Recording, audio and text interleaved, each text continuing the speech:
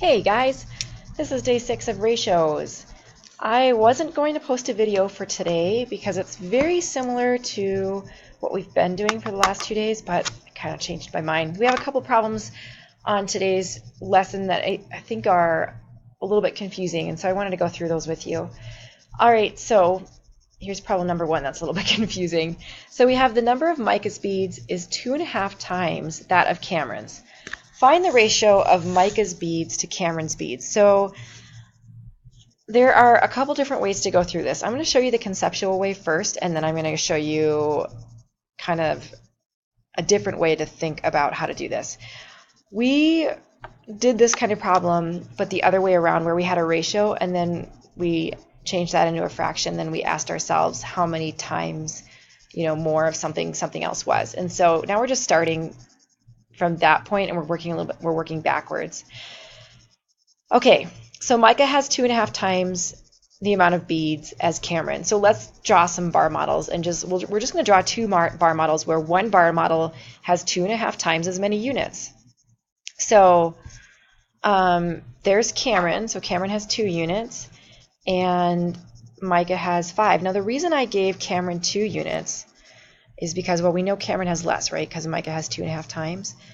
But I looked at that part of my fraction right there, and I noticed that my fraction is in terms of 2. And so that's what I'm comparing to. So I gave Cameron 2 units. Okay, so you can already tell by looking at the bar model that Micah has 5 units, Cameron has 2, and our ratio is going to be 5 to 2, Micah to Cameron. So here's the other way I could do this problem. So if Micah has 2.5 times the amount of beads, so here's 2.5, I know that you're going to recognize that as a mixed number. I can change that into an improper fraction. And there are a couple ways to go about this. I'm going to show you more of the conceptual way. So if I'm going to change that into an improper fraction, I need to pull out all of my wholes that I can make out of my halves here. So in the number 2, there should be 4 halves, right? And if I have 4 halves, that means I have 1 half left over. So this is my 2 right here, and then this is my extra half. Okay, so if I add those together, I get 5 halves, right? So I know that you recognize that we can take a fraction and turn it into a ratio and vice versa really quick. So just from this, you can see that the ratio would be 5 to 2, Micah to Cameron. All right, let's go to the next one.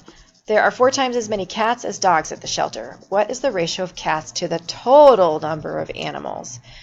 So if there are 4 times as many cats as dogs, let's just go ahead and draw a bar model with dogs having 1 unit and cats having 4 units, because there's 4 times as many, right? So there you go. What is the ratio of cats to the total number of dogs? Okay, be careful here. We're not, I just said to the total number of dogs, but actually I meant animals. So I'm like totally telling you to be careful about comparing them to dogs when I just told you to do that. Sorry. So we want to know what the ratio of cats to the total number is. So if cats have 4 units, cats to total. How many totals do I have? I have 1, 2, 3, 4, 5. Dogs have 1 unit, so my total is 5. So cats to total is 4 to 5. Okay. Oh, my PowerPoint's all weird right now. So you've already got the answer up there, but let's walk through it. So we are going to keep the same bar model. We have 4 times as many cats as dogs. We want to know what fraction of the animals are dogs. Here's my of statement. And here's my R statement. And remember that when I write these fractions, it should be is, as, are, over, of. Pretty much you can remember this as of is always on the bottom. Any other kind of verb is on the top, okay? So are dogs, so dogs go on the top. Total goes on the bottom, and we have 1 unit of dogs and 5 units of everything else, or of total, so it's 1 over 5. If there are 44 cats, how many animals are there total? Okay, this you can solve by yourself. You don't need me for this, so go ahead and solve that using unitary method and then come back and check your work. All right, you should have written 4 units is 44. 1 unit is 11. You're going to solve for 5 units. 11 times 5 is 55 animals. Okay, this is a fun one. The ratio of men to women on a train is 1 to 2. The ratio of women to children is 3 to 4. Find the ratio of the number of men to women to children. Let's draw a bar model. So here's our first scenario. Men have 1 unit, women have 2 units. Then let's draw our next scenario. Women to children. Women have 3 units. Children have 4 units. Okay, I'm going to change my pen color here really quick. Okay, so we want to find a ratio that is men to women to children. So remember this. We did this in class. But we've got 2 different scenarios. In our first scenario, men have 1 unit and women have 2. In our second scenario, women have 3 units and children have 4. So if we want to compare men to women and children, we need the units for women to be the same in both scenarios so that we can compare them. So far what we've been doing is we've just been multiplying and finding an equivalent ratio for one scenario, like the top one or the bottom one. Now what we need to do is we need to find equivalent ratios for both scenarios, because we're going to need to, we can't divide 3 by anything to get 2, and we can't multiply 2 by anything to get 3. What we can do is find the lowest common multiple of both 2 and 3 and find an equivalent ratio that gives us that number in both scenarios. So let me go over here, draw the same thing again. Okay, so how can we make women's units the same? What is our least common multiple?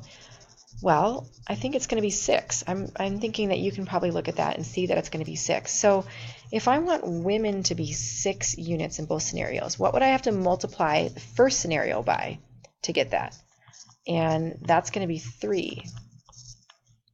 So I can't just multiply women by 3. I've got to do the same thing to both terms in the ratio. And then what do I do on that second scenario to get that 3 to be 6? Well, I'm going to multiply it by 2. So down here we get 6 and we get 8 units of children. Here's what that looks like on our bar models. So we got 3 units of men, 6 units of women, and 6 units of women, and 8 units of men. And now we're set up to compare men to women to children. So I'm going to do that over here. So men, here's my ending scenario. Men to women to children.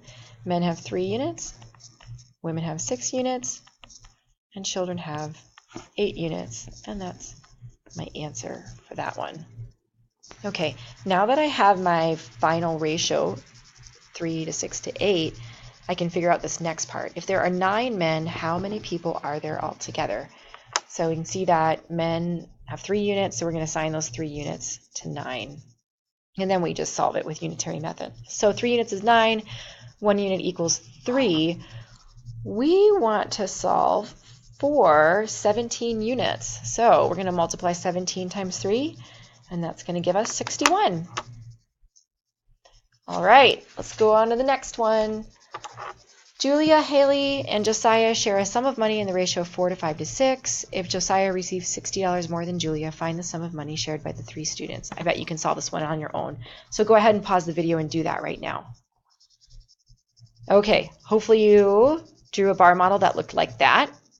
And since Josiah receives $60 more than Julia, we're going to assign that $60 to the number of units that are more on Josiah's bar model. And you can see by looking at it that Josiah has 2 more units, so we're going to make that $60. And then when we go to solve this by unitary method, we'll say 2 units equals 60, 1 unit equals 30. We're going to solve for all the students, so we're going to solve for 15 units, which is 15 times $30, which is $450 altogether. Okay, number 5. The number of boys is 3/5 the number of girls. If there are 120 children altogether, how many boys are there? So we can look at that fraction and we can turn it into a ratio. Boys have 3 units, girls have 5 units.